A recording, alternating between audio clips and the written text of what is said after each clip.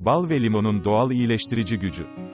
Balın tatlı sırrı, doğanın bize sunduğu şifalardan biri. Limon ise C vitamini deposu, doğal bir koruyucu kalkan. Birleşimleri mucizevi, bir yandan bal, öksürüğe meydan okurken, diğer yandan limon tazeliğiyle boğazı sarıp sarmalar. Sabahın erken saatlerinde ya da gece yatmadan önce, bu ikilinin sıcak su ile dansını izleyin.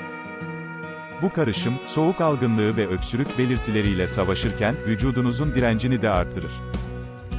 Küçük bir fincan içinde, büyük bir iyileşme gücü. Doğanın bize sunduğu bu hediye ile kendinizi şımartın. Her yudumda, hem bedeninize hem de ruhunuza iyi gelecek bu doğal karışımın faydalarını hissedin. Bal ve limon, soğuk kış günlerinizin vazgeçilmezi olacak. Siz de bu doğal mucizeyi deneyimleyin, farkı hissedin. Abone ol, sağlığın için, bilgiler burada.